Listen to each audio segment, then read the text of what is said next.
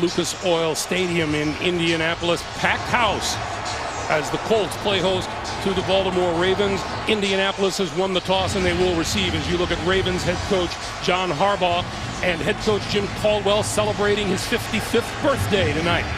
In his first season, Joe Flacco, happy birthday to him. Number 25, the starting quarterback for the Ravens. And Peyton Manning, who will get his hands on the football first.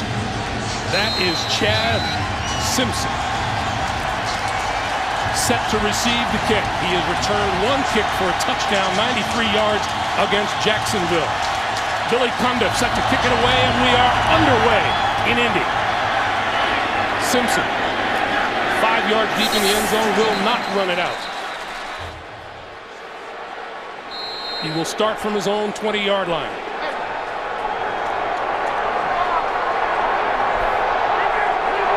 The winner gets a berth in the AFC Championship game.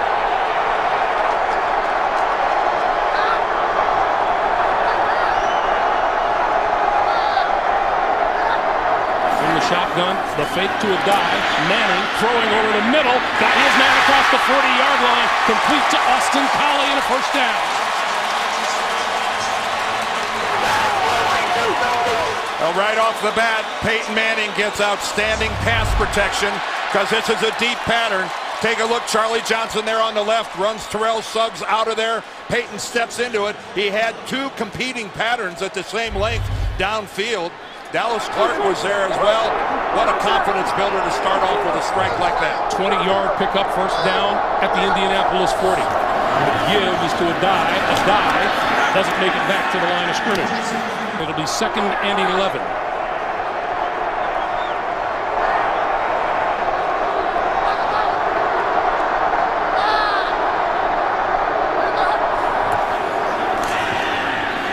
Manning with time, crossing over the middle is the tight end, Dallas Clark, and that's complete. When Suggs plays for the Ravens, their confidence level skyrockets.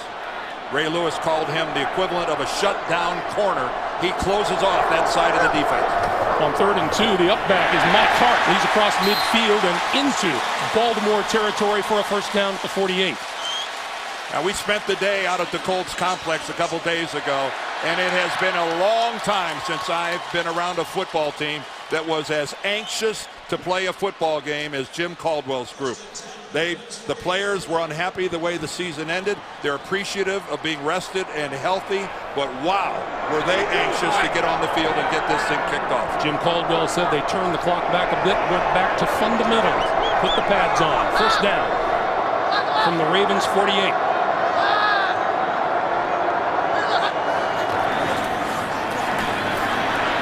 Manning throwing a short pass and eluding the tackle is Garcon, and Garcon to the 40. About 2 yards short of a first down. It has been fun to watch Pierre Garcon develop into a real National Football League player. And again, you see that perfect blitz pickup. They came in both A gaps. You see Johnson picked up, Ray Lewis picked up, Ellerbe picked up. Nice job by the guys in blue. Manning throwing outside, and that is complete to Pierre Garcon, a young man playing with a heavy heart, as many of his friends and relatives. Boy, the crowd wants a flag for a hit out of bounds. Many of his friends and relatives on the island of Haiti.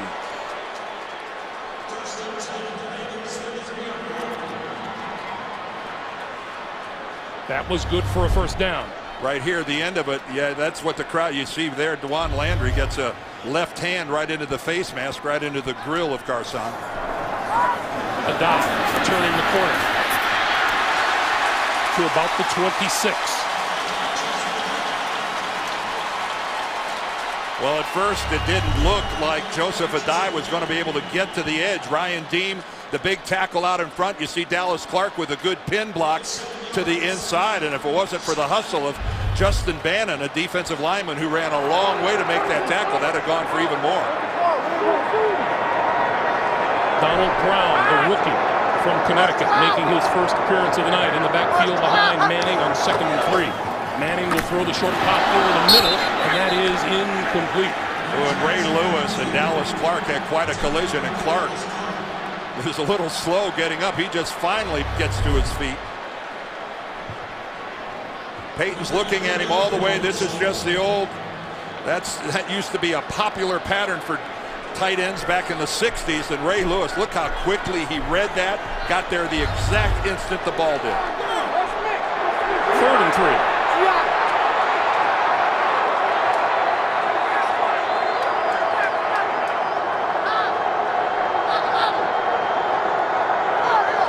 Play clock to 2, to 1.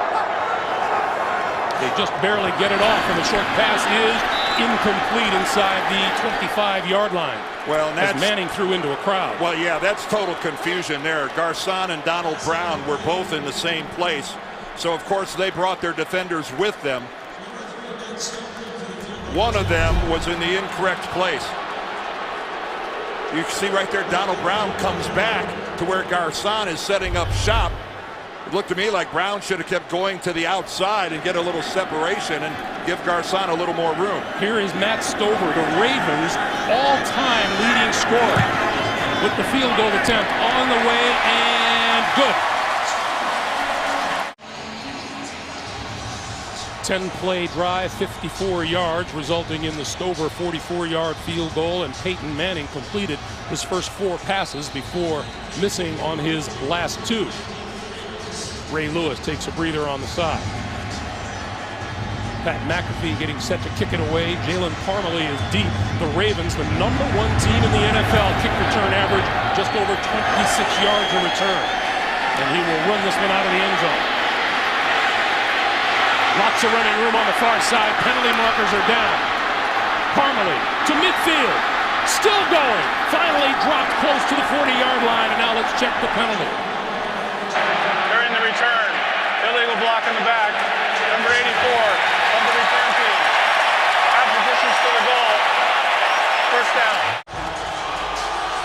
The illegal block in the back call against the Ravens. L.J. Smith wiped out what would have been a 64-yard return, and Joe Flacco and the Ravens begin at their own 6-yard line. Make it the 7. Ray Rice looking for running room, may have gotten a yard, no more. Of course, when you run the ball 52 times, Joe Flacco didn't have to do a great deal other than hand off to Ray Rice.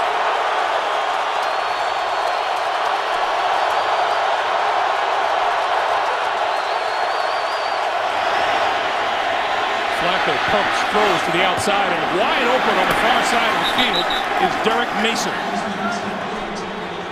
And that's enough for a first down.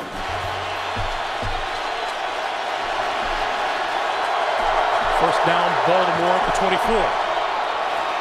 And around. Here comes Mark Clayton. Clayton across the 30 and dropped at the 32-yard line. Boy, good-looking play and a nice mix so far by Cam Cameron, the offensive coordinator, of giving the Colts a look at just about everything. Nice play action, and then pretty nice all the way. You see the seal block there by Matt Burke, the center, and that was close to becoming a really big play. There's Cam Cameron in his second year. A little bit of everything here just in their opening series. 2nd and 2. The give to the up back, LaRon McClain, and McClain to the 35 for a first down. Flacco throws this side, and that is complete to Derek Mason, his second catch of the night. And that's enough for another Baltimore first down. Well, they're taking the game right to the 2 corners for the Colts. Before they took advantage of the rookie Gerard Powers on the other side. Now they come back to their offensive right, and this is Kelvin Hayden, who's giving a lot of cushion.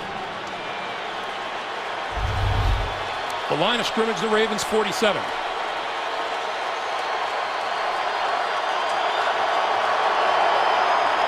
Flacco. Nice pickoff by Rice, and then Rice is decked at the line of scrimmage. The middle linebacker, Gary Brackett, who promised us he'd keep his eye on Ray Rice all night long. Well, he's a fellow Rutgers guy and has a lot of respect for Ray Rice, but this is how you take care of an open field tackle. You fight off the block of Ben Grubbs.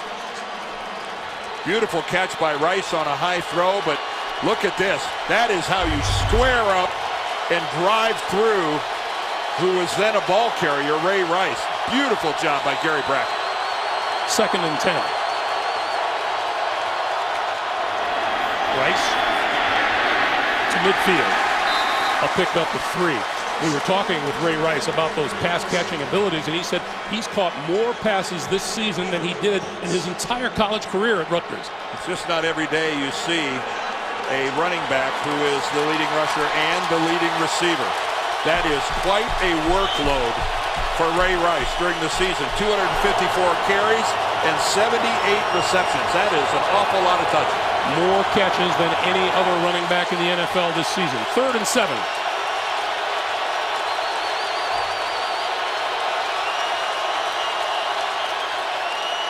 Penalty markers down.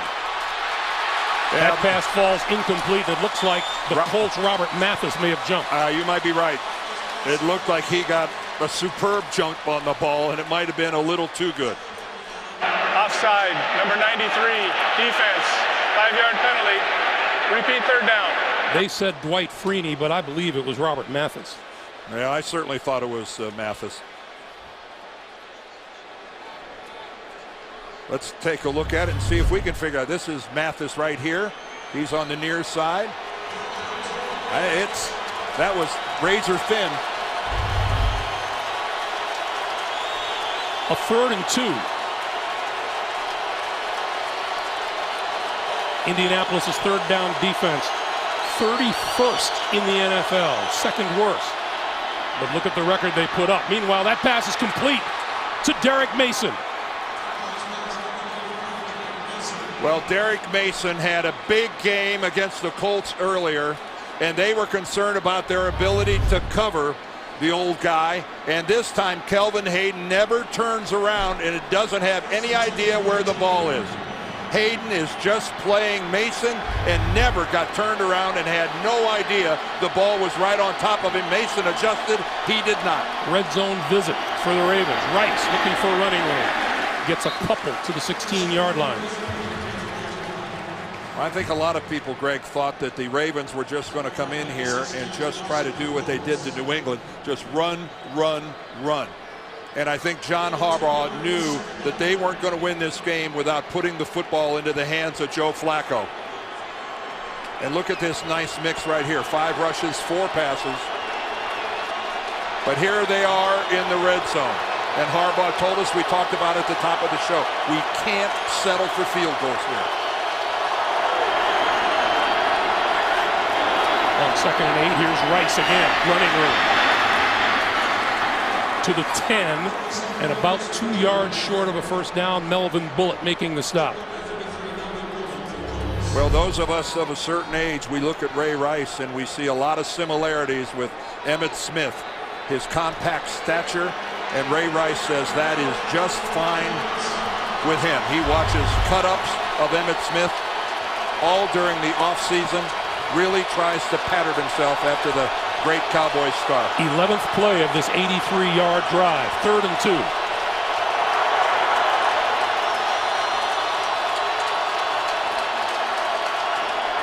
Flacco keeps it straight ahead and has the 1st down. Well, there's a quarterback sneak if it's being run by Doug Flutie. No offense, Doug. But then there's a quarterback sneak being run by a guy who's 6'6", 240 pounds. Quarterbacks today are big, big guys, and the quarterback sneak carries a little more meaning when you got a sizable athlete like that just trying to pick up a foot or so.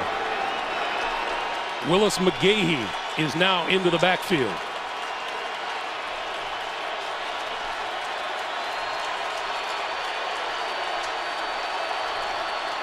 McGahee shakes a tackler and fights his way to about the 6, where Antonio Johnson makes the stop.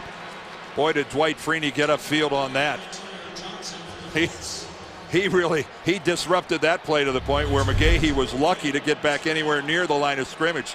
Look at Freeney get all the way up. He goes through 2 Ravens, goes through the tight end, goes through the fullback. Willis McGahee never had a chance. 2nd and goal.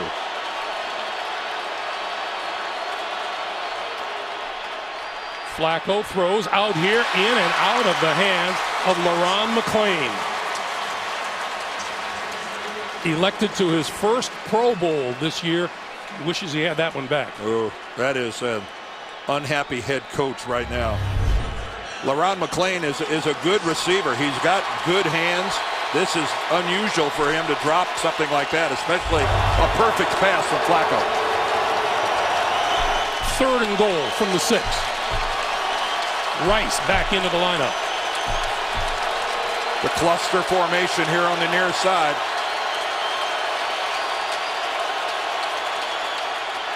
Flacco throws, almost picked off at the goal line. It falls incomplete.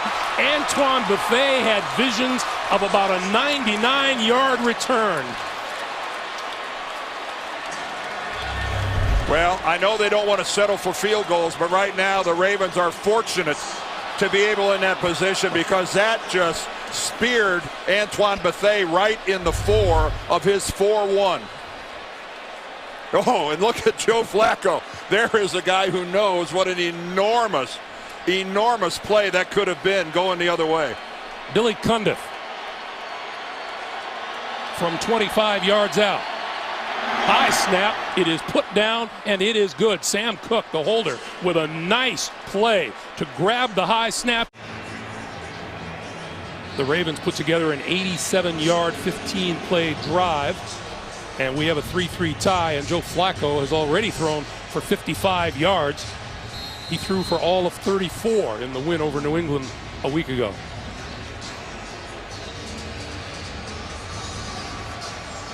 Number 18, ready and waiting. Chad Simpson is deep for the Colts. From the goal line. And he is buried short of the 15-yard line. 3-3 tie, 2:51 to play in the first quarter. Manning and the Colts from their own 14.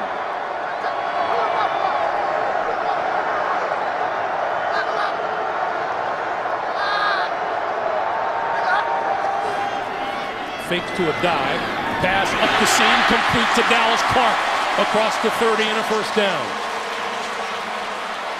Well, that time Ellerbe had the misfortune of being a linebacker and trying to run man-to-man with Dallas Clark. And the problem is, this is really not bad coverage by Ellerbe. He's right on him, but the ball from Manning could not have been any more precise in its delivery. Right onto the hands of Dallas Clark. On first down, straight ahead, a dive across the 35 to about the 36 or 37-yard line. The Colts are the worst rushing team in the NFL. They're dead last statistically. They run just enough to set up play action for Peyton. Manning throws off the hands of Clark and off the hands of the defender, number 26, DeJuan Landry, too. Well, Dallas is unhappy that he didn't snare that, but I think Peyton is unhappy that he threw it as high as he did. That one kind of floated a little bit on Manning. Well, every single Raven we talked to, Dan, preached patience on defense, not to try not to commit too early on Manning. Well, the veterans have said we're finally used to it. We used to spend a lot of energy pre-snap worrying about when he was going to snap. Here comes the blitz. Manning gets rid of it. Crossing pattern is complete to the 45-yard line. Austin Collie has it for a Colts first down. What a rookie season he has had. And it's just a demonstration that it doesn't matter if you're a seasoned veteran like Reggie Wayne or a rookie like Austin Collie. If you're the guy that the coverage is going to say that you're the open guy, Peyton Manning throws you the football. Joseph Adai underneath made a stab at that ball. That would have been a mistake. Adai to about the 48. And we are inside of 1 minute to play here in a brisk first quarter. Neither Joseph Adai nor Donald Brown, the other primary ball carrier, averages 4 yards a carry. Adai at 3.8, Brown at 3.6. Yet they will run it enough to keep you honest. They don't run it any more than that, but just enough so you have to honor it. But this is Peyton Manning's football team on his right arm.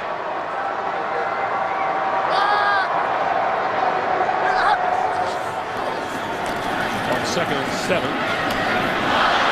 Incomplete, intended for Collins. It'll be 3rd and 7. Oh, great coverage by Chris Carr. That was tight coverage. The Ravens have had all sorts of problems at cornerback. Look at that. That's a good reversal by Collie, and Carr had none of it. Broke down, planted, and reversed direction exactly the same time the receiver did. 3rd and 7.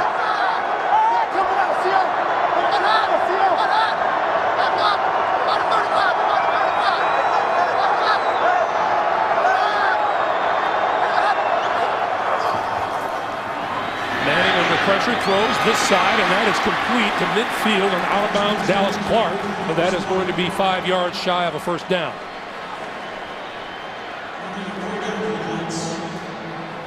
Well, that was a good series by the Ravens. Anytime you force a punt, well done. We come to the end of the first quarter. The Baltimore defense with another job well done against Manning and the Colt offense. That is Chris Carr at his own 10-yard line for the kick coming from McAfee.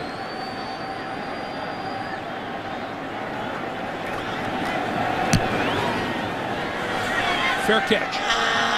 Called for and made at the 9-yard line. Baltimore's first drive began at their own 7. They start from their own 9, and this is Rice out to about the 15-yard line.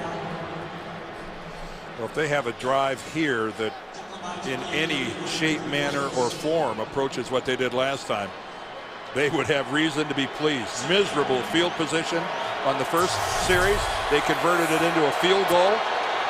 Not the way you'd like to play, looking at that much green to the other goal line. Rice again. Maybe 2 to the 17.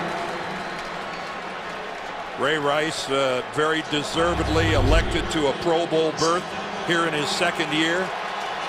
And man, there is so much to like about this kid, not the least of which, Greg, is his attitude. Sitting down with him, he just loves the game, always has a smile on his face, but he is such a well-rounded, total, complete player. That's what you like to see. And you get the feel, a steal as a second-round pick. And a bit of a chip on his shoulder for every team that passed him by. On 3rd and 2, Flacco outside overthrows Derek Mason. Well, he had no choice but to overthrow him, because sitting right underneath Powers and Hayden, there was he'd have had to throw some kind of a moonbeam to get it over the underneath coverage. Derek Mason really tortured the Colts in that game that was played in Baltimore back in November, and that time they did everything they could do to take Mason out of it. TJ Rushing back for the upcoming kick from Sam Cook.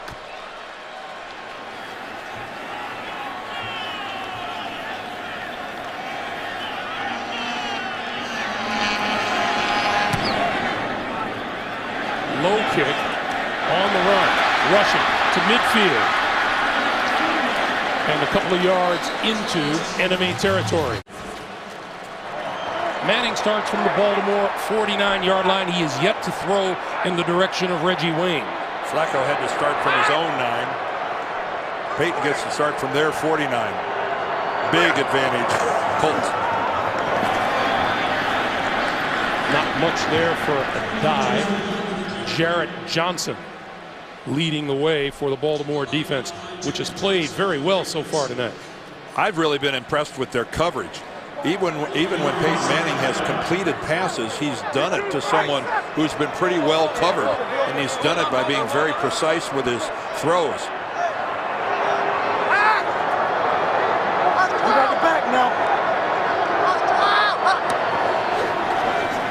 Manning has it popped up in the air, and it is grabbed by a dive at the 46-yard line. Well, that had disaster written all over it. What a heads-up play by Joseph Adai, who was really aggressive in launching himself into the air to get that deflected ball. There it is, batted up right there by Suggs. He doesn't know where the ball is, and it was really floating directly towards Donnell Ellerbe, and that was some play by a dive. 3rd and 7.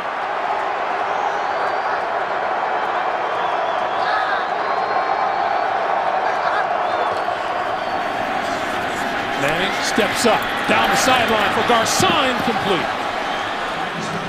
And again, there's that coverage we've been talking about. The secondary of the Ravens is playing some football game to this point.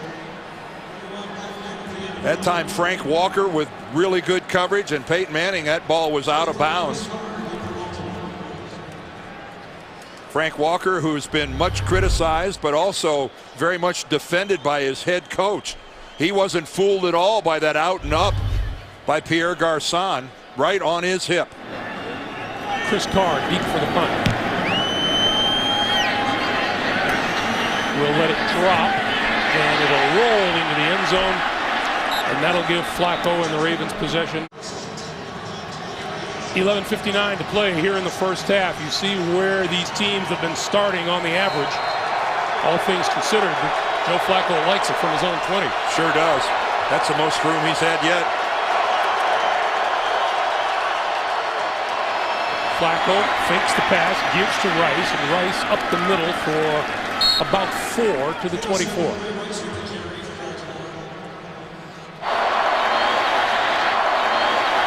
On 2nd down, Flacco with time, throws, and then hit immediately after the catch at about the 23-yard line is Rice. Philip Wheeler applied the hit, and that lost yardage.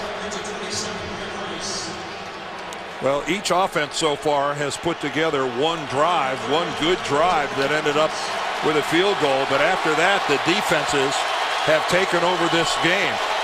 You know, Dan, going back to that battle between Freeney and Gaither, it was interesting. We were talking with Dwight Freeney. He says a lot of people think that bigger is better, and that is often a misconception. Leverage is everything. Leverage is everything. He said every now and then it turns into wrestling, but by and large, the low man wins.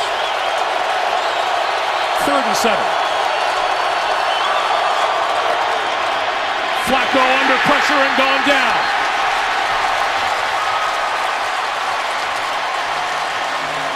Gary Brackett, the middle linebacker.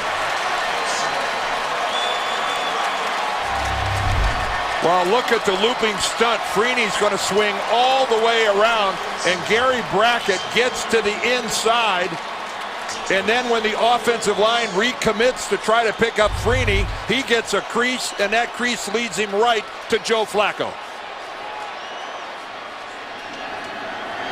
Sam Cook kicking to T.J. Rushing. Much better kick than the last one. Takes him all the way back inside his own 25. Back to the 30. Up the sideline and out of bounds, and here's a penalty marker.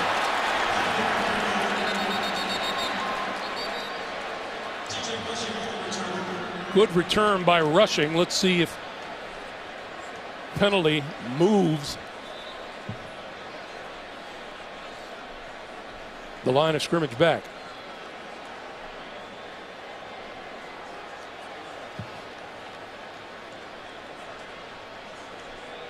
Our referee tonight is Carl Cheffers. It's not very often that these penalties go against the kicking team.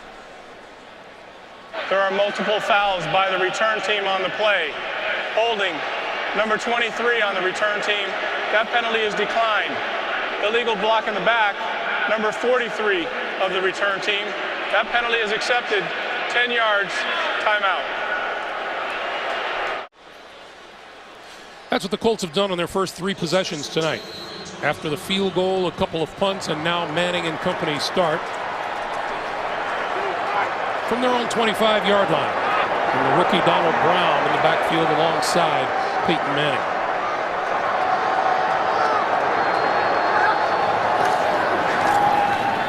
Manning throws. That one is complete. First one of the night to Reggie Wayne. It's enough for a first down out to the 37-yard line.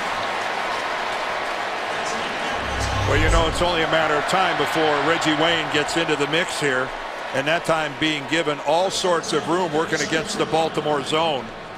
And when he breaks off underneath, he fools everybody. How about Reggie telling us that it was uncomfortable watching the games last week? It felt like we were out of the playoffs. He said it almost felt like we were spectators. We missed it. On the slant. Oh, what a catch made by Reggie Wayne. Dominique Foxworth, the corner, got to be thinking to himself, what do I have to do to keep a guy from catching a pass? He gets his hands on him. He's right there. And what a snatch. That's all there is to that. What a beautiful set of hands by Reggie Wayne. You know, if he keeps working at it, he might end up being okay. Three-time Pro Bowler with his first 2 catches of the night.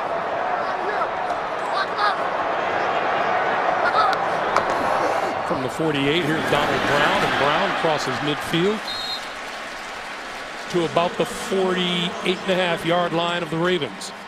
You know, a lot of questions about what's better, rested. Do the Colts have a chance of coming out here and being rusty? The way this game has started, they look sharp to me. They're playing good, solid football. It's just that they're playing against a very formidable opponent.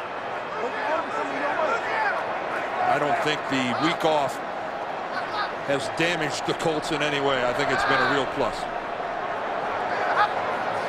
On 2nd and 6, Manning throws outside and incomplete. Intended for Wayne. It'll be 3rd and 6. Now, there was a narrow window there. Again, I am very impressed with the Ravens and their secondary. Greg Madison, their defensive coordinator, has to be pleased with the way these guys are locking down. There's Madison there. The way they're locking down on the Colts receivers. I'm telling you, every time that it's a Colts completion, it's a perfect pass and a heck of a catch.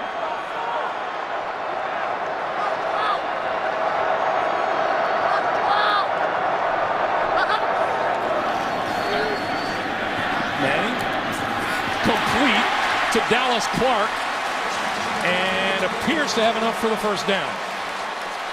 You know, we were talking with Dominique Foxworth about this Colt passing game, and all Dominique said was the Colts passing game is the simplest, most complicated thing there is. And then he followed it up by saying it's a real challenge to play against the most intelligent quarterback that's ever played the game. How's that for lofty praise?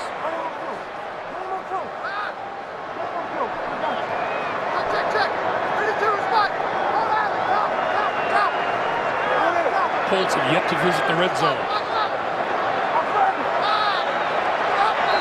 And he didn't get the snap off in time.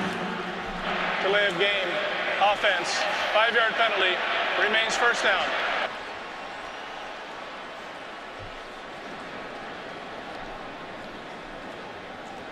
That is a real rarity for Peyton Manning.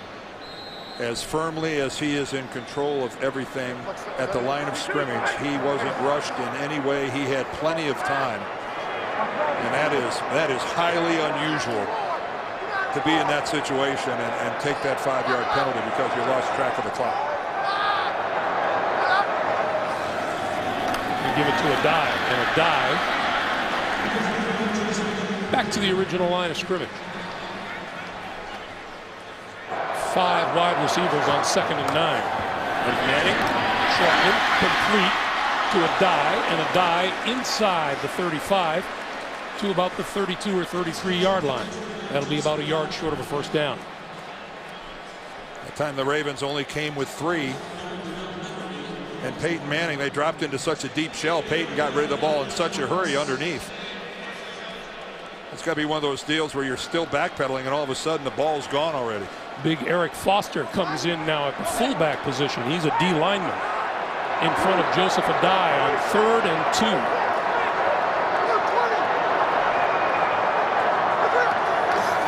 And Adai didn't get it. He didn't even get back to the line of scrimmage. Haloti Ngata, all 6'4", 345 pounds of him. And Haloti Ngata got his first call to be elected to the Pro Bowl, and he just really, he sheds the blocker and gets upfield, but he wasn't alone. There were 3 Baltimore Ravens on the Colts side of the football. And the Colts are going to go for it here on 4th down. a timeout is called by the Ravens. For the record, the Colts are 5 for 11 converting fourth down attempts this year, and this is a healthy one, 4th and 4.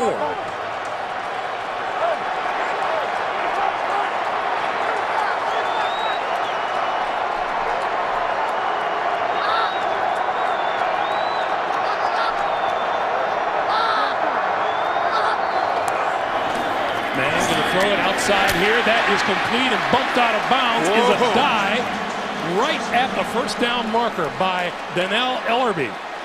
What a hit by Ellerbe. That looked like a dive was going to pick that up easily, and talk about his upfield momentum coming to an abrupt halt. Boy, did Ellerbe put a shot on him that he immediately changed directions. And we're going to get a measurement for the first down.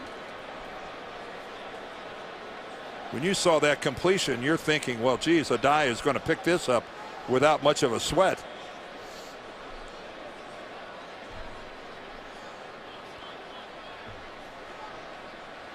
And he picked it up, but it was a sweat. It was a lot closer than it looked like it was going to be.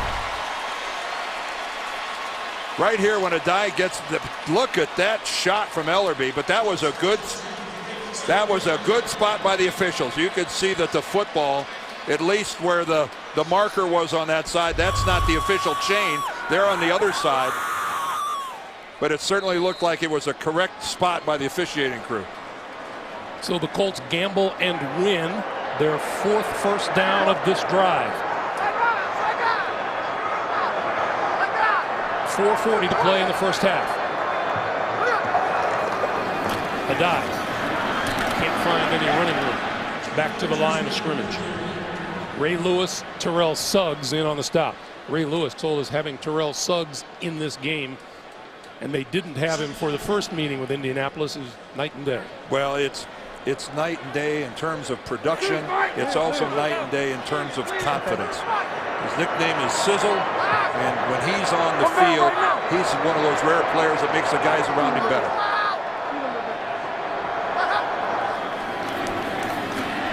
Manning pulls it down, now throwing over the middle, and that's complete to the 20-yard line. Pierre Garçon has a first down.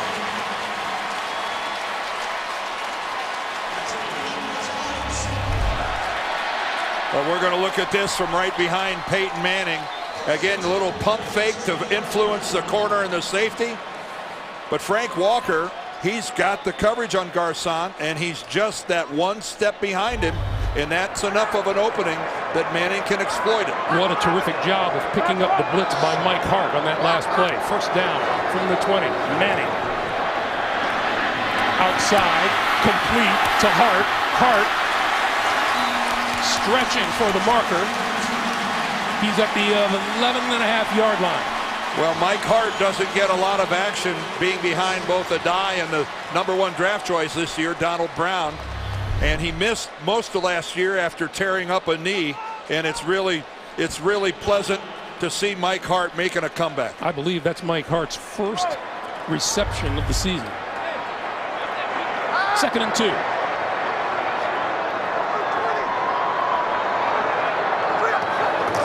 Red zone trip for the first time today, and Hart burrows his way to the 10-yard line and appears to have enough for a first down. It'll be 1st and goal. Well, Mike Hart got, you know what, he got rewarded for that blitz pickup.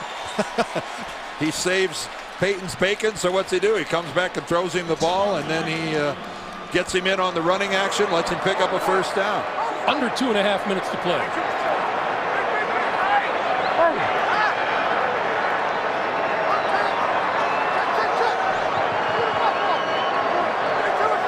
Manning talking to the troops. Play clock down to 5. Manning throwing, far side corner in the end zone. Caught. Touchdown. Austin Collie.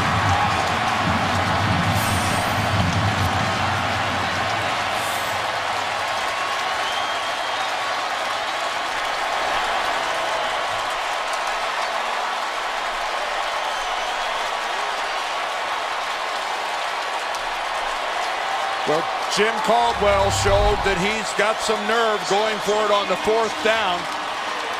Collie gets outside of Dominique Foxworth and gets his feet down, and Peyton Manning again. How good was that throw? How good was that drive? 8 minutes off the clock, 75 yards.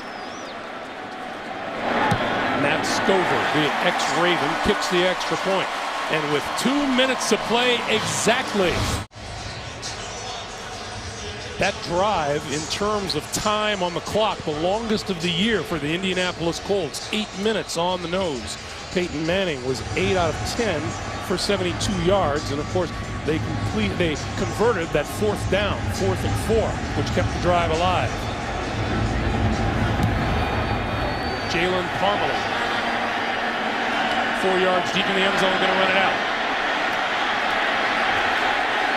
Won't reach the 20. Out to about the 19-yard line. Joseph Adai, a couple of moments ago, was ushered to the locker room with an injury to his shoulder. His return, they say, is probable. All right, let's now see how aggressive Flacco and the Ravens want to be here inside of 2 minutes, trying to get into scoring range. Rice across the 20 to the 22-yard line. Remember, Baltimore had to use a timeout when Indianapolis was going to go for it on 4th and 4, so they've only got 2 left. 2nd and 6.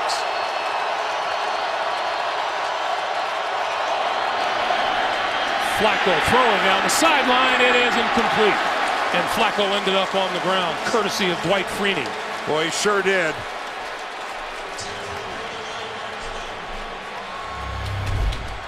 There's Dwight Freeney going against Jared Gaither, and there's that spin move, and boy, he comes clean.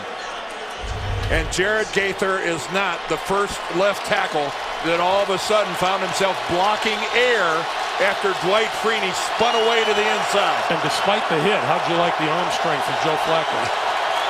3rd and 6. That's never been in doubt.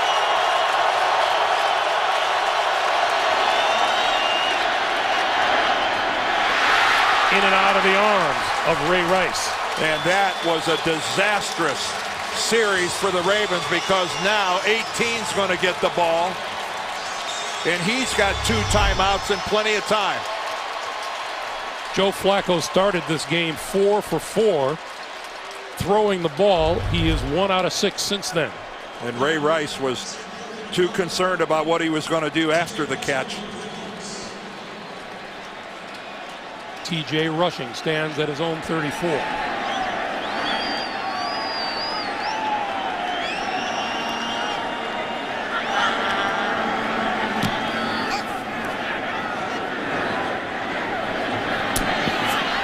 Rushing from his own 24 to the 35 and dropped at the 36-yard line. Good open field tackle by Tavares Gooden.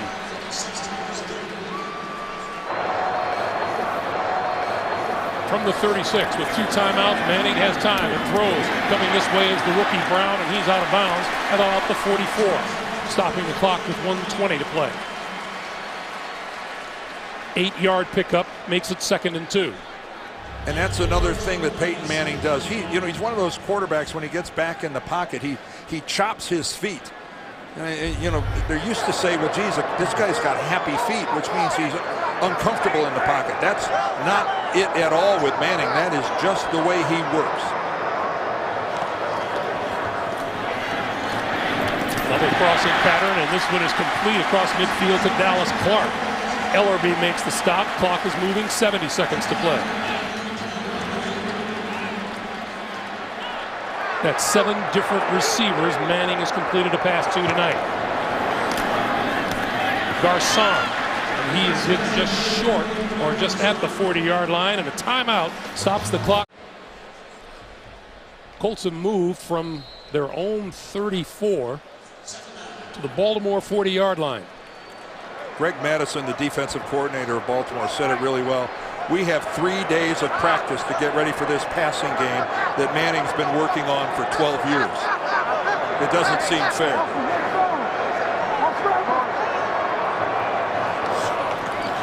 He'll hand it off to Donald Brown, and Brown Still on his feet. Still on his feet inside the 30 to the 27-yard line. Oh, and if it wasn't for Chris Carr hanging on for dear life at the very end, who knows where that might have ended up. Clock continues to move. 36, 35. Manning throwing for the end zone. It is penalty marker flies. Oh, Dominique Foxworth. I don't know how you're going to plead that case. Pass interference, number 24, defense. Defending Reggie Wayne, and Wayne comes out the winner on this one. There's Reggie Wayne at the top of your screen. The little stutter fakes he out, and then he's got Foxworth all the way. And Dominique Foxworth, even though he had Ed Reed over the top, just involuntarily reached out and grabbed him. And take a look at that. The most pass interference penalties in the league. And we all know what killers those can be. Like John Harbaugh, the Baltimore head coach, was talking to us last night about how penalties at key moments have just been killing his team. Well, what killed this team on this particular instance was a couple of incomplete passes on that last series. There was a 3-and-out, which gave Indianapolis the ball back with all sorts of time and good field position. Colts have moved 50 yards in 58 seconds. Manning pulls it down, now throws, corner of the end zone, incomplete. Pierre Garçon, the intended receiver.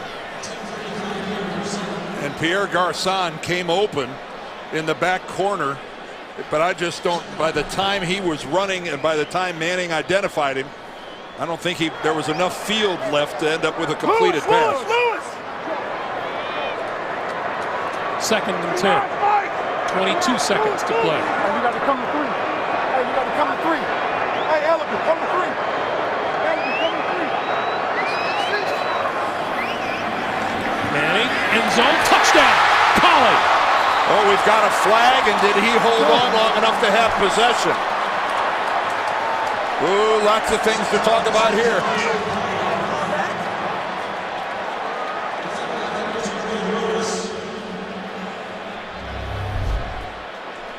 Only a 3-man rush by Baltimore. Ruling on the field is that the pass is incomplete, but personal foul, illegal contact helmet to a defenseless receiver, number 52, defense. Half the distance to the goal, automatic first down. Where they're going to hit Ray Lewis for a helmet-to-helmet on a defenseless receiver. You could see it wasn't even close to a catch. Collie dropped the ball even before he gets hit by Ray Lewis. But watch Ray Lewis coming in from the right, and he just destroys Austin Collie, helmet to helmet. And again, we're back to just like that interference penalty. John Harbaugh is going, are you kidding me? This team is good enough as it is without setting up and giving them extra plays and extra yardage. First and goal, Indy. And they still have a timeout remaining, so they can use the whole field.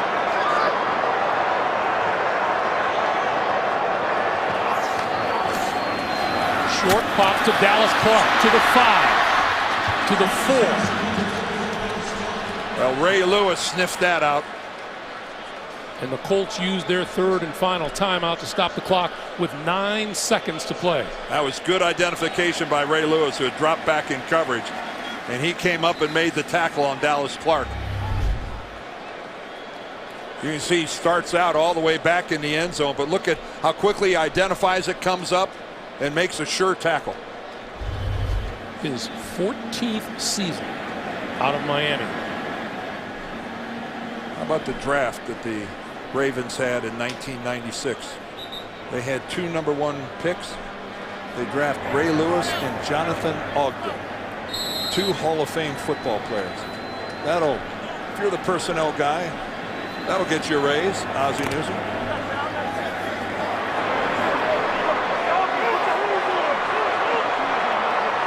Peyton Manning is used to scoring points in the last 2 minutes.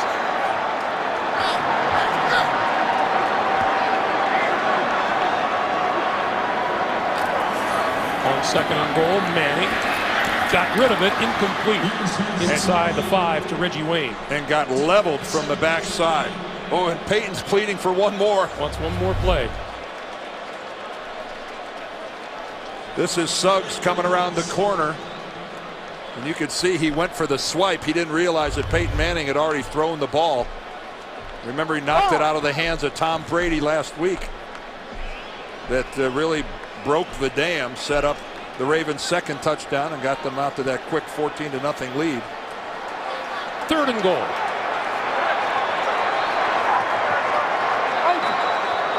Play clock down to 2, down to 1, and Manning will take the 5-yard penalty. A 30-second timeout. Nope.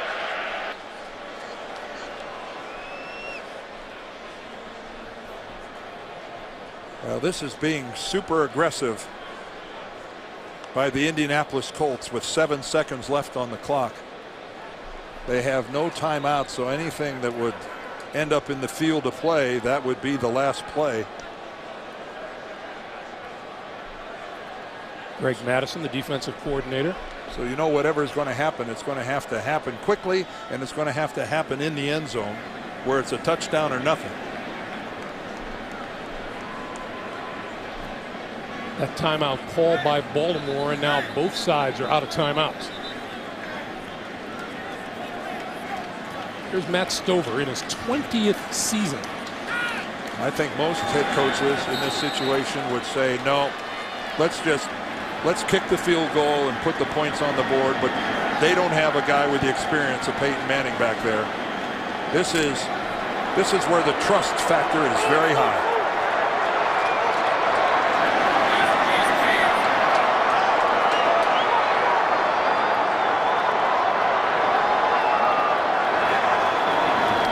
Manning throws. Touchdown. Reggie Wayne.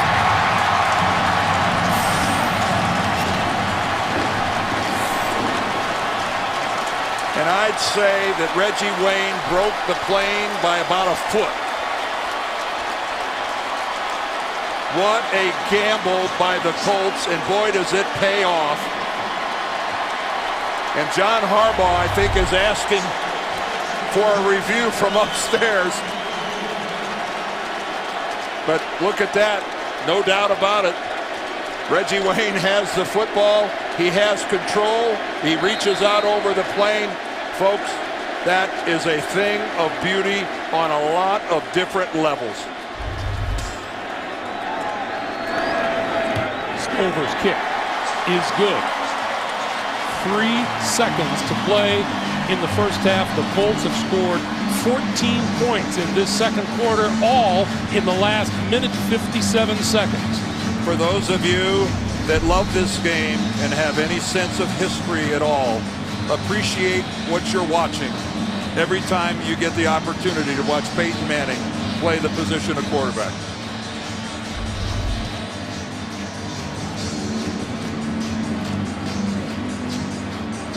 In this quarter, the Colts have 127 total yards to the Ravens 9. Well, isn't one of the great stories the way Garcon and Collie have filled in for the departing Marvin Harrison, who retired, and DeAnthony Gonzalez, who's on injured reserve. It's one of the better stories surrounding the Colts. Picked up at about the 37-yard line by LaRon McClain, and with that time will expire here in the first half. We come to the end of the first half. 17-3 Colts leading Baltimore. Probably, Dan, the most glaring aspect of this game. The Ravens have not been able to run the football against the Colts tonight the way they have in their last 5 games. They've been running for more than 215 yards a game their last 5 games. And they have 43. And again, I'm not totally surprised by that, because Indianapolis is rested. They are a good team. Even though, you know, they lost Bob Sanders, Melvin Bullitt has come in and really filled his shoes at the strong safety position. They've been defending the run well. What's really, I think, critical here for the Ravens is how they have caused themselves problems. They only have 3 penalties, but look at those penalties. One was on a kick return that cost them 64 yards. They had an interference penalty, and then they had the hit on Ray Lewis all of them very costly and led to Indianapolis points. It'll be interesting to see, too, how patient the offense will be in sticking by their game plan down 17-3 as we get ready for the start of the second half coming your way in high definition. Well, Greg, you raise a very good point because this Baltimore team is not meant as a come-from-behind team. With that running game being their bread and butter, they are meant to have the lead or to be in a tight ball game. It'll be interesting to see how they handle it. Jalen Parmalee drops the ball and takes a knee in the end zone. So that means Flacco and company will start from their own 20-yard line. And as I was saying, just 43 yards rushing in the first half. The stats weighing heavily in favor of the Colts. Well, look at the number of plays that the Colts have run. 42 to only 23 for the Ravens. More explosive plays, everything favoring the Colts. And again, a poorly handled set of downs there inside of 2 minutes by the Ravens that gave the Colts the ball back with plenty of time that led to another touchdown. And now here's where Freeney and Mathis shine. Flacco for Rice. Rice for a couple to the 22. Now John Tierlink, the defensive line coach of the Colts, he's one of those guys that is a true believer. There's Big John. You play the run on the way to the quarterback, and when you've got a 14-point lead, that strategy really comes into play. 2nd and 8. And Flacco to throw. Has time, throwing over the middle. Incomplete. Pass intended for Derek Mason. It looked like Mason initially had the ball. I believe Melvin Bullitt was the Colt that had coverage on him. Mason breaks to the inside against the zone, but Bullitt comes up from the safety spot, and boy, he times out his hit on Mason, gets in there, and he, with his right arm, digs the ball away from Derek Mason. Superb job by Melvin Bullitt.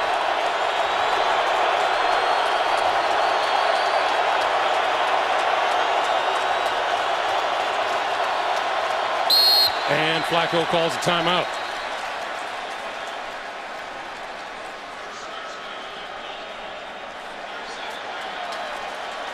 Baltimore uses its first timeout of the second half.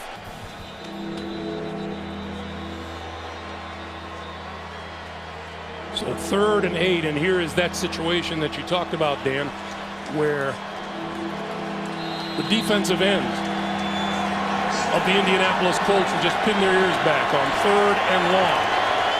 You look at Flacco's numbers since he started, a perfect 4 for 4.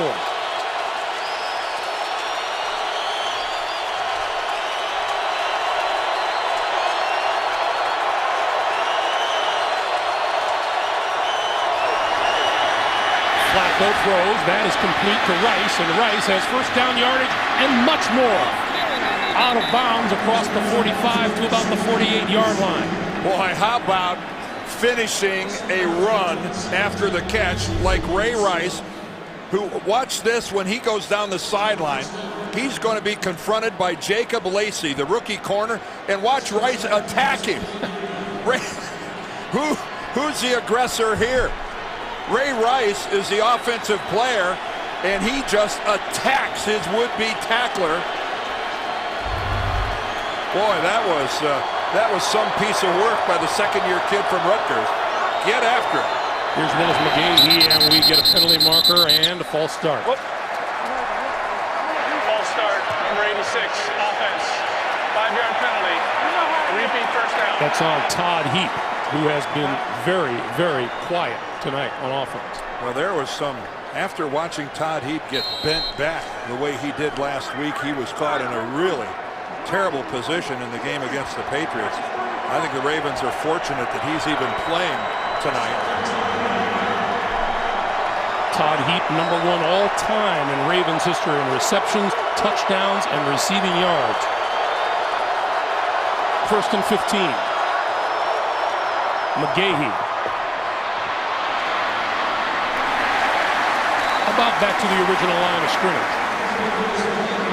Kelvin Hayden, Antoine Bethea coming up from the secondary. You gotta work on the lateral movement. Well, Hey, baby. anytime a running back bounces it to the outside and you get them trying to find that edge, the edge on some teams is tougher to find than others. And on a team with speed like the Colts, sometimes that edge never materializes.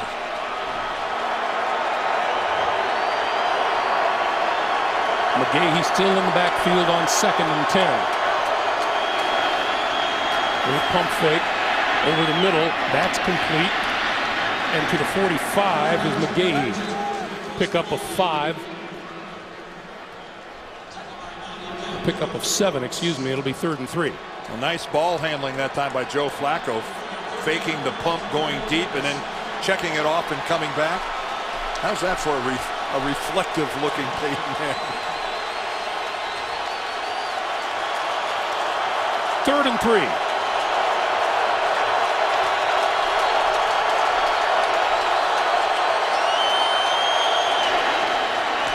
Flacco's pass tipped at the line of scrimmage. I don't know. Did Raheem Brock get a hand on that? Again, one of those. Brock is number 79. Yes, he did. Got his right hand up there. Boy, and that's not an accident, folks. He saw Flacco. He was looking right at him, saw him wind up, getting ready to deliver, and that right hand shot right up in the air. Sam Cook will kick it away to T.J. Rushing.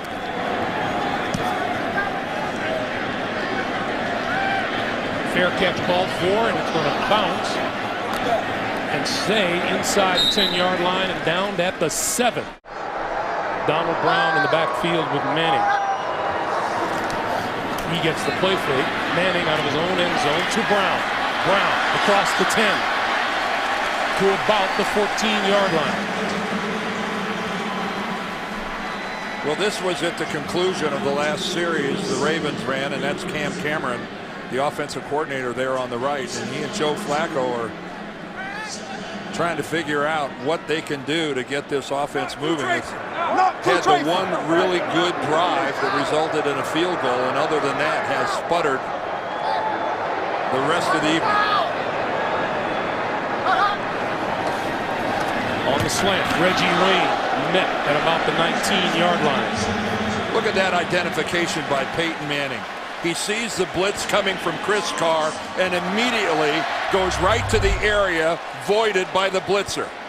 Now Ray Lewis is coming over to compensate. Foxworth closes in a hurry, but still Reggie Wayne takes a pinpoint pass, takes a big hit, and holds on and moves the chains.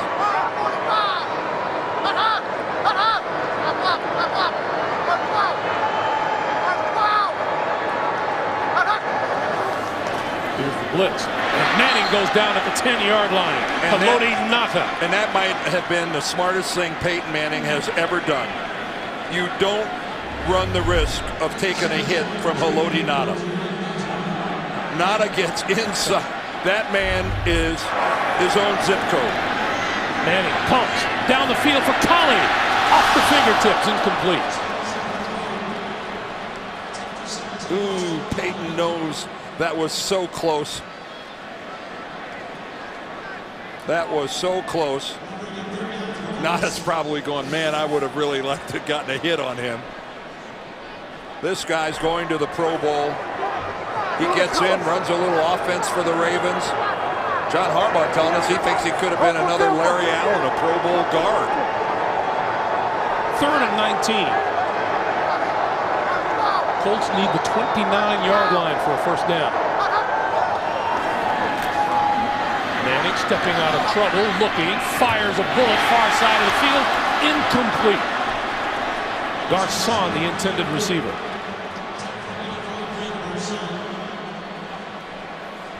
Well, Peyton Manning buys himself all sorts of time, and it's tough to find fault with that.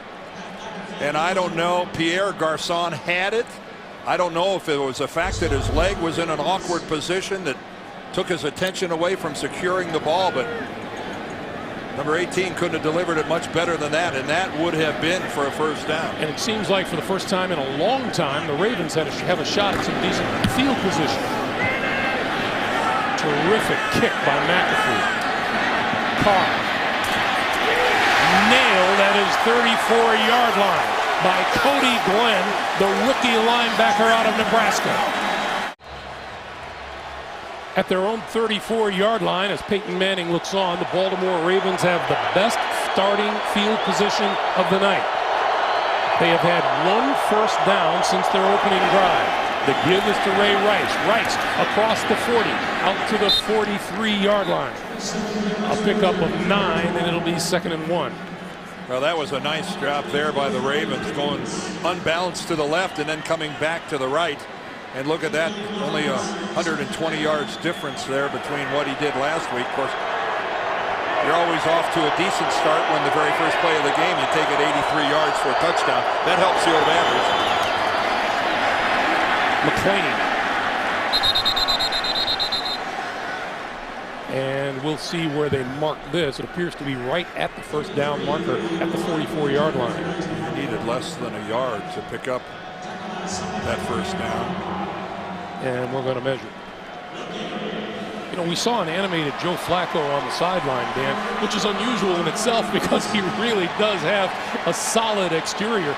And he said he was perfectly fine with his 34 yards throwing last week because he won. However, if they're behind, you'd think he wants a little more success throwing the football tonight. And he's capable of it. He doesn't, Derek Mason is Derek Mason. He's been so good in this league for so long, 13 years, and he had 73 receptions on the season. After that, at the wide receiver position, the Ravens don't have anybody that scares anybody. Next you got to get down to Todd Heap if you're going downfield, and there's a reason why Ray Rice was the team's leading receiver. They're not a very explosive game, a passing game, and when you're trailing by 2 touchdowns, that can be a real crisis point. 3rd and inches.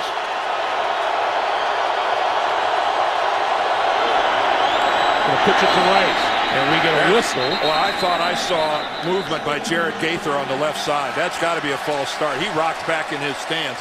False start, number 71, offense, 5-yard penalty. Remains 3rd down. It is on Gaither. This is Gaither. He's right. You saw that flinch right there. He was going to try to go laterally down the line to make a cutoff block. And man, John Harbaugh is going, nothing is going right. And again, Greg, he talked to us. He said, we do the hard things really well, but the penalties and the dumb stuff just haunts us.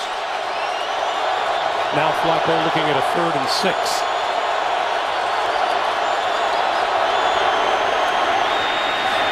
Throwing, and across the 45 to about the 48-yard line, Todd Heap makes the catch for the first down.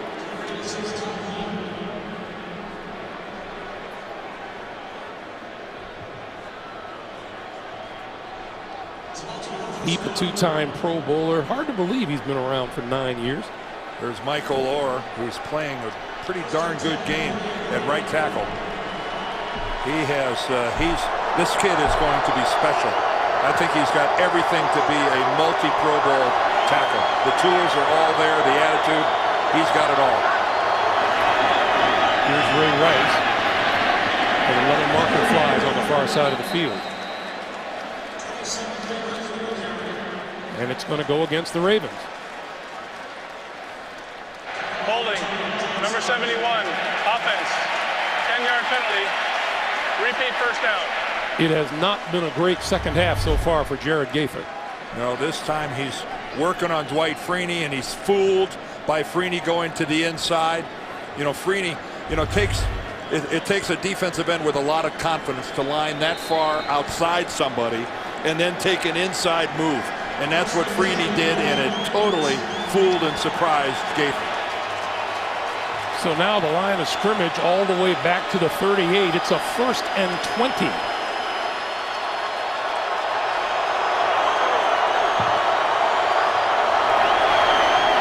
Right to the 43. Daniel Muir with the stop. And we are under 7.5 minutes to play for the third quarter. Well, there is so much pressure right now on the Ravens offense to do something. To just eat up some time, get into Indianapolis territory, do anything at all. You know, obviously points are what you're looking for, but just show some sense of having some sort of continuity and being able to put together drives that move the chains and get some first downs. Rice with running room, midfield to the 45. Raheem Brock, Gary Brackett combined for the stop. Well, when Ray Rice gets out in space, you can really see how he's got the tools that make him special. Look how low, you know, he talked to us about one of the things he admired about Emmitt Smith was the fact that he ran underneath his pads. You know, in other words, that's again back to the leverage you talked about earlier that Freeney was talking about. Ray Rice, a big fan of a back that can do that. 3rd and 3. Flacco pulls it down, looks the other way, and now rolling. Looking, throwing, far side of the field, it is incomplete. Intended for Rice, Gary Brackett. The two Rutgers grads had it. And Gary Brackett comes up with an all-star play. Joe Flacco did everything he could do to buy himself some time. Look at his line, giving him all sorts of time. That time Gaither stays with Freeney, but that time Gary Brackett got away with one of those situations where he wasn't playing the football at all, only the receiver. And here go the Ravens on 4th and 3, and they're going to go for it.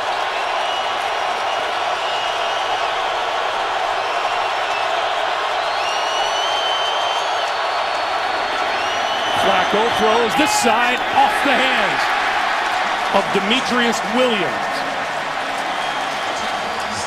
Now the Raven defense has to look at Peyton Manning starting from his own 45.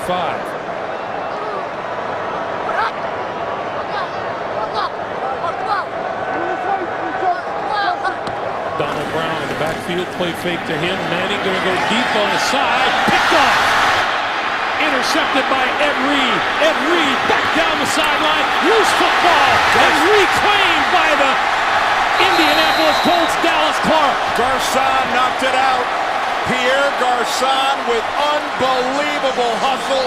He was the intended receiver, and he chased Ed Reed for 30 or 40 yards.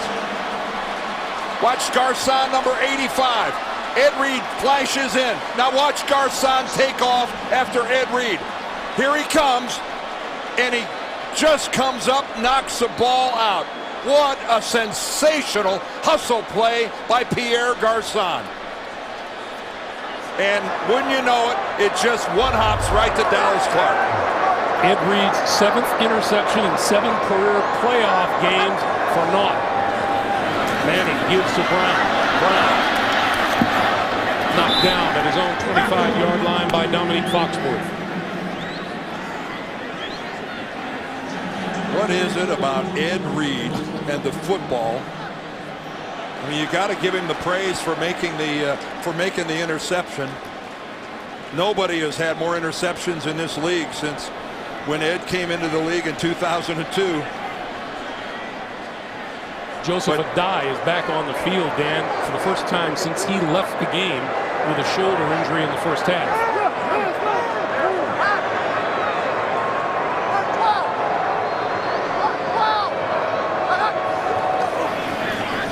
Second and 13, Manning throws, Kylie catches, out to about the 39-yard line, and a first down. And Peyton gets buried just as he is throwing that football. Dewan Edwards just lowers it on Manning, but still Peyton, look at that. He was able to get enough on it. And this line and these backs do such a good job of protecting Manning. You don't see that all that often. But he can stand in there and take it. He knew that was coming. Manning now 24 of 36 for 206 yards. And a whistle on the field. Second charge timeout. And a timeout called by Baltimore, I believe. back at Lucas Oil Stadium. Manning and the Colts. First down at their own 39.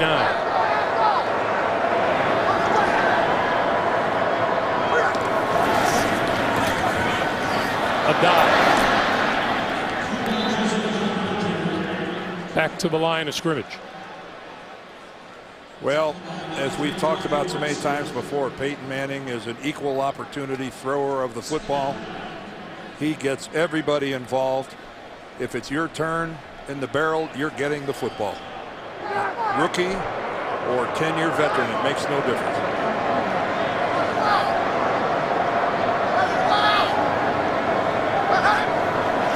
On 2nd and 10, Manning with time throws this side of the field, and that is caught by Reggie Wayne at about the 45. Well, there's a guy who's had his turn in the barrel lots over the years. Had dinner with his good friend Ed Reed. Yeah, they were roommates at the University of Miami, and when the Ravens got into town last evening, Ed and Reggie went out and had dinner, caught up on old times. I wonder who picked up the check.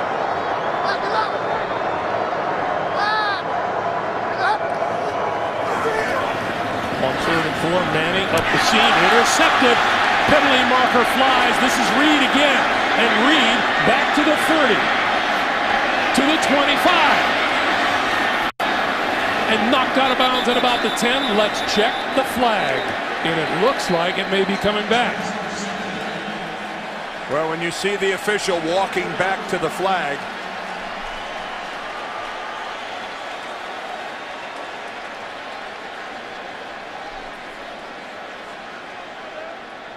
Pass interference, number 35, defense, automatic, first down.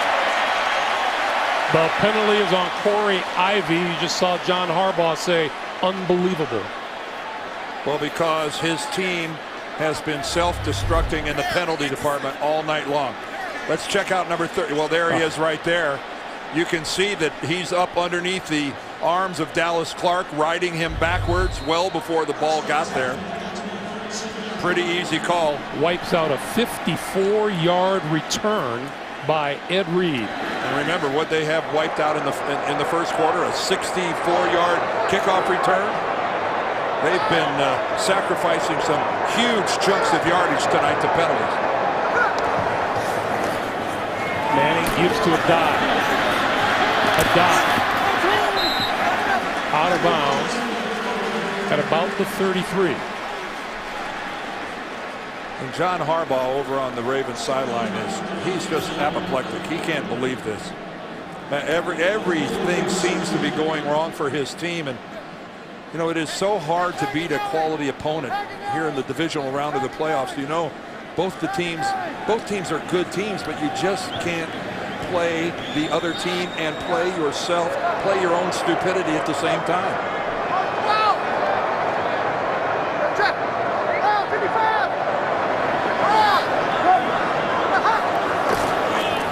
Die again to the 31.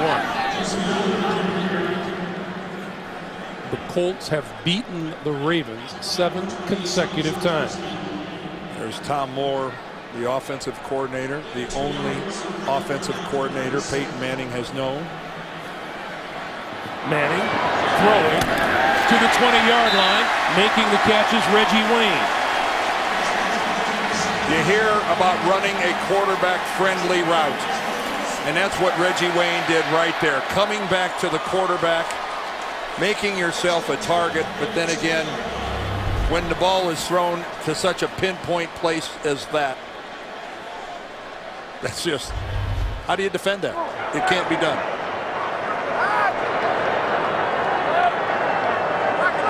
Mike Hart now into the Indianapolis backfield.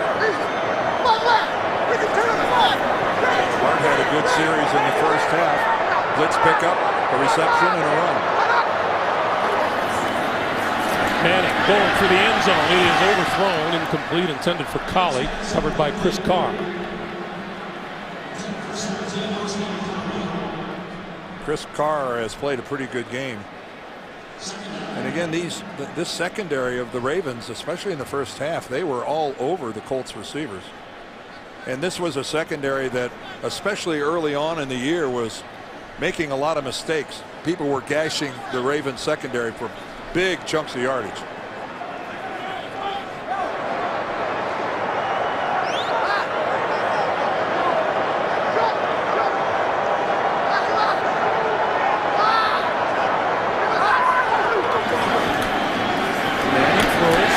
That's complete to Wayne inside the 15-yard line. Now Dominic Foxworth again. He's got the man coverage on Reggie Wayne. But Wayne breaks it off, and when you got a clearing pattern being run, you know, Colley's running deep, clearing it, which means that Foxworth has to cover a lot of ground to come all the way inside to try to defend that slant pattern. 2 previous red zone trips, 2 touchdowns for the Colts. 3rd and 4 from the 14.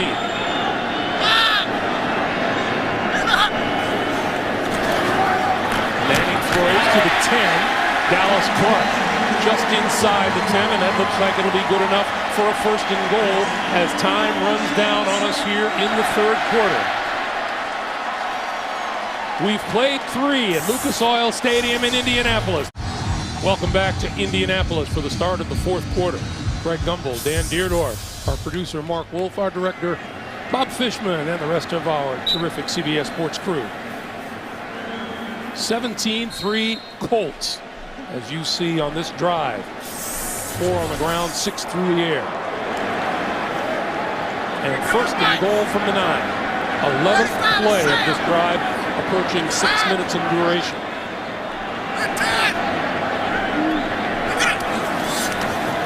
Manning for the rookie Brown, and Brown is tripped up. That'll lose yardage back to the 12. Corey Ivy coming up to make the stop. And the Colts tonight have had a fair number of negative runs, a lot of them on 1st down.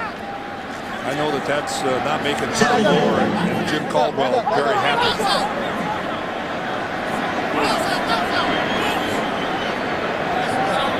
This Baltimore defense allowed New England 196 total yards last week. Today, Indy has piled up over 260.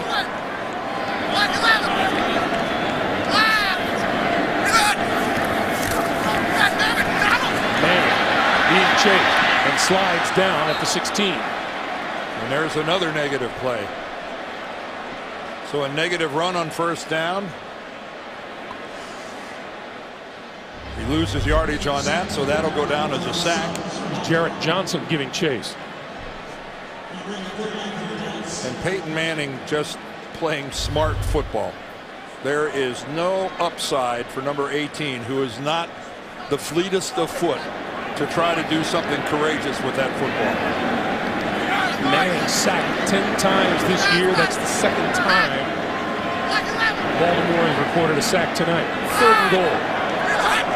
The 16. Manning throwing, end zone, and overthrows Reggie Wayne. And that's been a pattern all night for Baltimore. When they've been down in the red zone, they only rush 3 people and drop 8, which means you can pretty much have that whole 2nd level back there in good position. And Dominic Foxworth took away the underneath throw. And here is Matt Stover, who still lives in the Baltimore area. Going to be 42 years old in about 10 days. 33 yards out. That kick is perfect. Still plenty of time on the clock for the Baltimore Ravens, but they have to start putting some drives together on offense, Dan. Well, the Ravens defense, you know, in 9 of their last 11 games, they only gave up 17 points or fewer.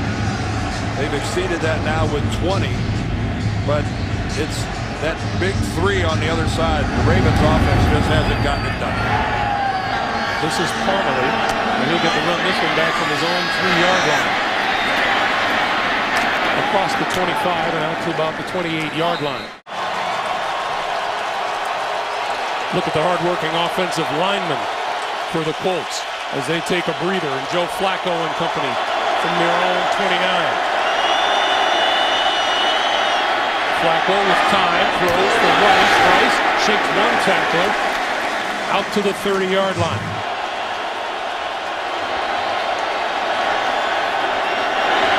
Rice again to the 34. And it'll be a 3rd and 5. Well, when you look at the Colts defensively tonight, the way they are running, the way they are flowing to the football, the way they're tackling, pretty hard to argue with the strategy employed by Jim Caldwell, Bill Polian, and the group here to rest these guys the last couple weeks. They have been motoring at a high level here tonight.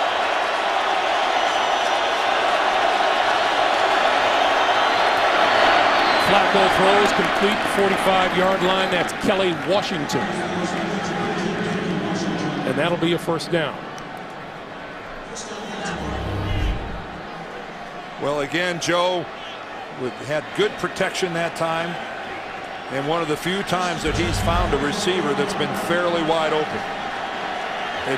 That has been a very infrequent event tonight for Joe Flacco. Going outside this time, and this is deep to midfield and not much further. I don't know, Dan, as this postseason began, that there's been a team analyzed and overanalyzed more than the Indianapolis Colts, talking about how they've fared as a #1 seed, how they've fared coming off of the bye week. Well, the fact is, since Peyton Manning's been the quarterback, they've had the bye 3 different times, and they've lost all three times in their first game in the playoffs, and that sticks with you. This is Rice. Rice to the 40. Almost broke free. Still on his feet. Loose football. Rolling. Picked up by the Colts. And down at the 20-yard line. Clint Session with the football. The Baltimore Ravens lost 9 fumbles all season long. They have lost 2 tonight.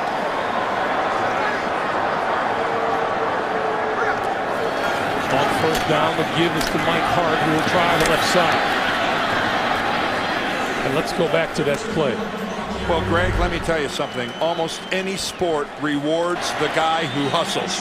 And this hit all the way downfield is going to be made by Raheem Brock, a defensive lineman who had hustled all the way downfield. There he comes right there, puts his face mask right on the football. And Joe Flacco saying, hey, Ray, that's okay. But again, hustle plays. Quick pass here, Garcon out to the 22. And we're talking about hustle plays. It's fitting that Garcon catches that pass because it was his hustle play earlier when he knocked the ball loose from Ed Reed after he intercepted Peyton Manning. The Colts have been flying around this field tonight. They have been hustling.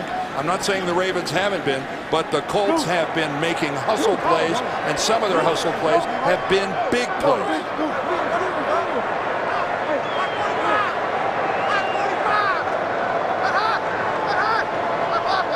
3rd and 8. Can Baltimore's defense come up with a 3 and out? The give is to Hart. To the 25. Terrell Suggs makes the stop, and that'll bring the punting unit on.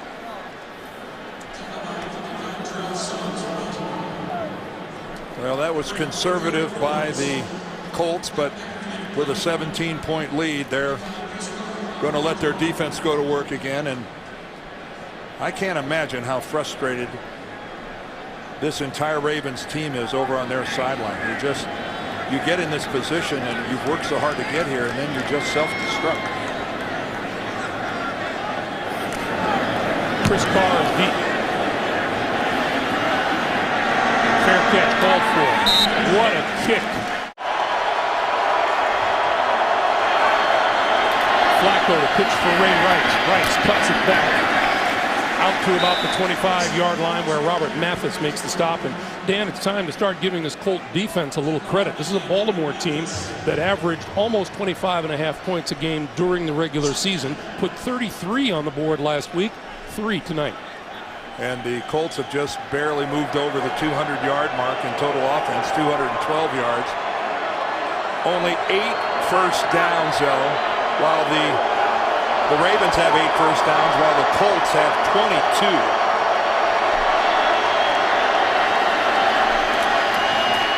Flacco pulls it down, throws, incomplete, batted away. Intended for Mark Clayton. Jacob Lacey, the rookie out of Oklahoma State, made the play. And Joe Flacco is going to have to start making some things happen soon. 8:16 to play in the fourth quarter.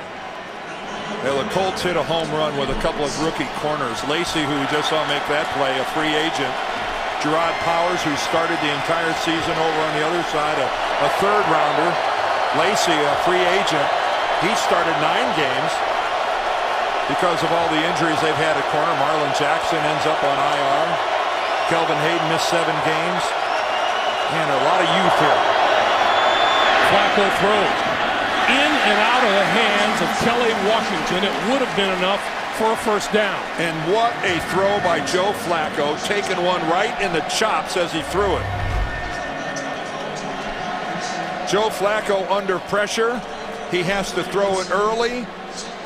The ball's in the air by the time Washington makes his break. Yeah, it's a little behind him, but Joe, he couldn't step into it. He didn't take a big hit, but he couldn't step into it. But that ball was very catchable.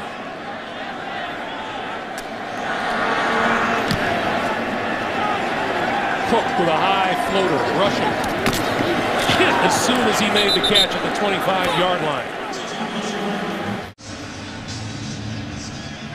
Welcome back to Indianapolis. The clock slowly becoming an enemy of the Baltimore Ravens. 8:02 to play in the fourth quarter. First down for Manning and the Colts from their own 26. The rookie Donald Brown is in the backfield.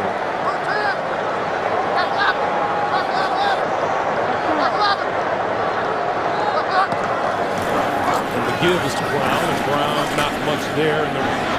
Just one Baltimore mistake after another. Reggie Wayne with the catch. Just short of the 35-yard line. And Reggie Wayne tonight has been just doing a Dante Lavelli and his glue fingers. Look at that. Look, that ball hits his hands and never even quivers. Talk about showing and demonstrating possession of the football. That thing hits his hands and doesn't even vibrate. It didn't even vibrate like a tuning fork. Nothing. 8 catches for 64 yards and a touchdown for Wayne tonight. 3rd and 1.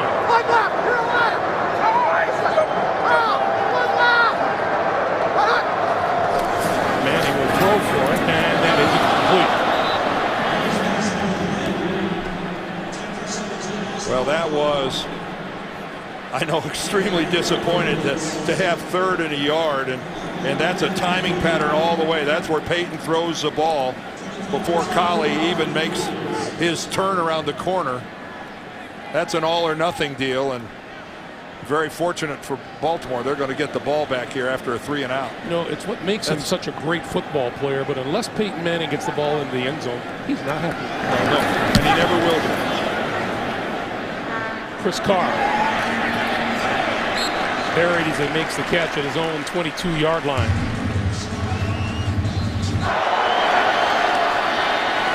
Flacco throws. Coming across the middle of the field is Todd Heap. And he has enough for the first down. And on the sideline, Peyton Manning having a conversation with Austin Collie. Well, they took a chance going for it on 3rd and 1. You know, the safe, you're protecting the lead. The safe call is to try to run for it. You know, you'll keep the clock moving. You know, it's a much higher percentage play. They went, that's what makes the Colts the Colts. But when it doesn't work, it looks bad. Flacco on first down. Throws out here to the near side. Shaking a tackler is Demetrius Williams, and he's out of bounds, and that's another Baltimore first down. 5:52 to play here in the fourth. Well, back-to-back plays here. We've seen more life out of the Ravens offense than we've seen in quite some time. Baltimore had 5 first downs on their first drive of the game. That is their 5th since then.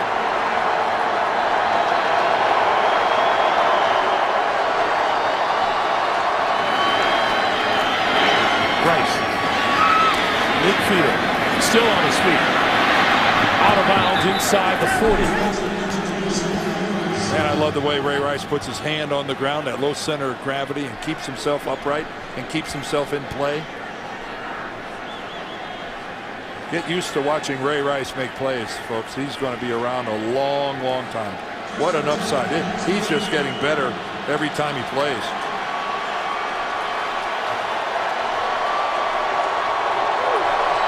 Ravens on the move, coming up on 5 minutes to play.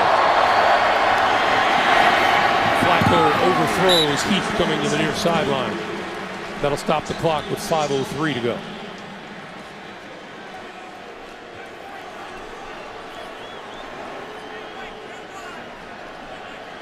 Well, again, as crazy as it sounds, because they haven't done that much.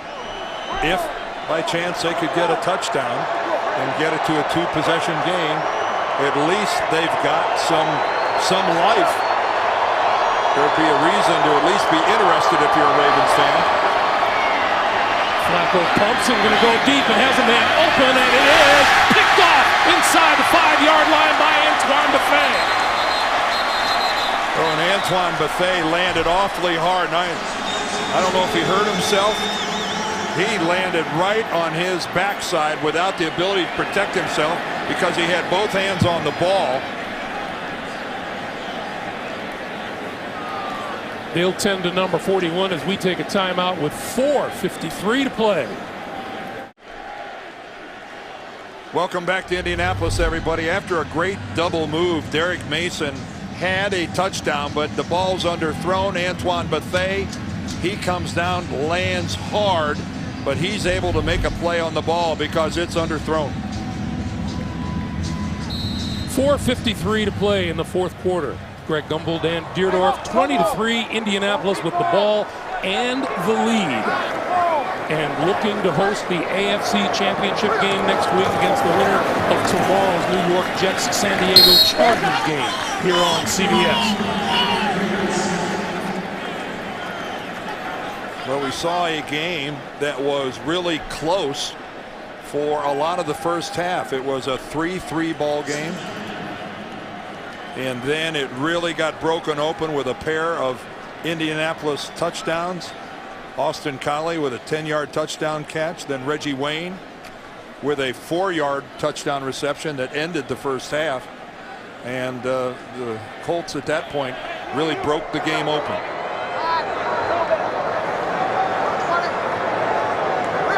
On 2nd and 7, the game is to Hart. You know, thinking back to what John Harbaugh said last night, he said, if we're +1 or 2 in the turnover department, if we stop them in the red zone, if we score touchdowns in the red zone, we can win. None of that has happened for the Ravens tonight. None of that has happened. And the Colts are on the verge of getting a pretty sizable monkey off their back, because the last time the Colts won a playoff game, you know when it was, Greg? It was the Super Bowl. It's been a while. It was the Super Bowl when they beat the Bears.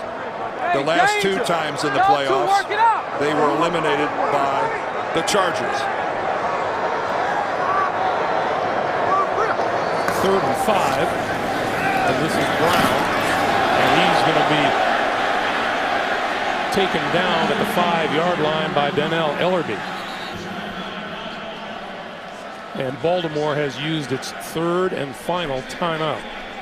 Well, it's a good use of a timeout, because the Colts would have burned off 40 seconds before they snapped the ball for a punt.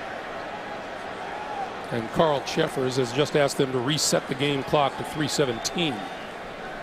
And I believe he's reminding John Harbaugh, you have no more timeouts.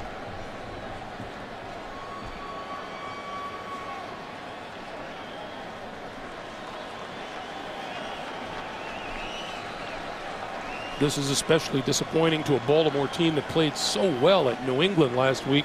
Coach Harbaugh said, we were perfection for a quarter. That was then. This is now. Yes, that was then.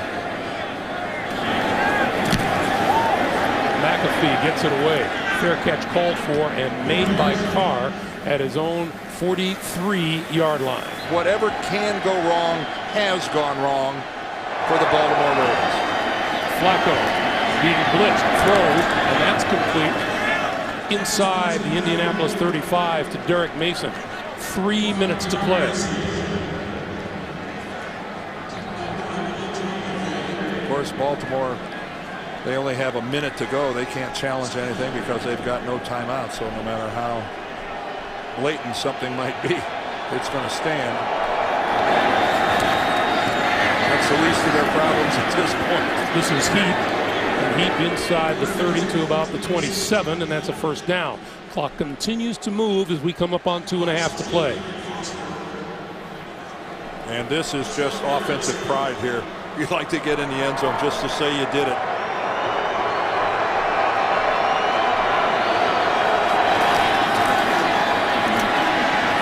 Flacco, the short pass. That's going to get nothing. And I think that, you know, is the glass half empty or half full? I think we just have to give all sorts of credit to the Baltimore, I mean to the Colts and the way they have pursued defensively, the way they have hit. 2 minutes to play in Indianapolis. Baltimore with the ball at the Indianapolis 27-yard line. The Ravens are out of timeouts.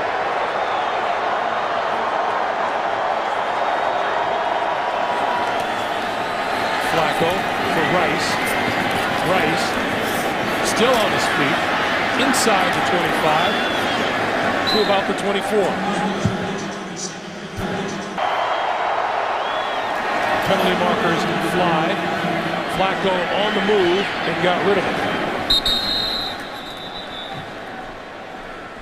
You're right about when you talk about the red hot Chargers, what they've won 11 in a row.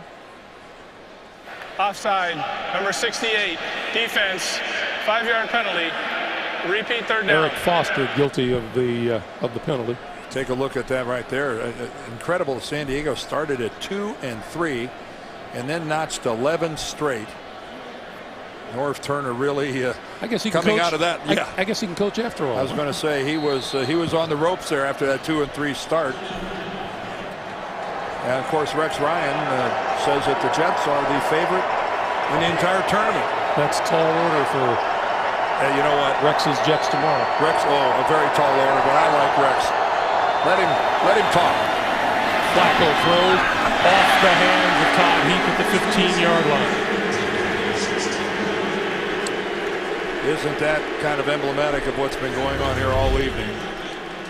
Todd Heap, who's a Pro Bowl player, that ball looked like it got deflected, just grazed a little bit, but still no reason for Heap not to catch that. John Harbaugh in his second season as head coach of the Ravens. When you're the underdog, 5 drop passes just get added to the laundry list of mistakes the Ravens have made this evening. 4th and 2, no rush to speak of whatsoever. Diving interception is made by number 25, Gerard Powers, the rookie. And it just bounces right off Ray Rice's hands. And look at that, Gary Brackett, his fellow Rutgers alum, comes over and says, hey, that's all right. A little high, but still catchable. I'm sure Joe wishes he'd have thrown it down a little bit. It just sails on him. Ray Rice, not the tallest of guys. Nice job by Powers of going down there and digging it out. The 4th Baltimore turnover of the night. That won't win you any playoff games. No. And Indianapolis now can just kneel on the ball, and Jim They're going down, Caldwell guys. They're going down. can put everything to rest about the New York Jets game is now finally totally in the rearview mirror. Non-issue, non-story. Resting worked. These final 50 seconds wind down here in Indianapolis. Now the interesting thing is who's coming to town, the Jets or the Chargers. And if it's the Chargers, a team that is historically matched up very, very well with the Colts. That'll be the last play of the night, the last of the season for the Baltimore Ravens. Peyton Manning and the Colts a winner Baltimore season comes to an end at 10-8.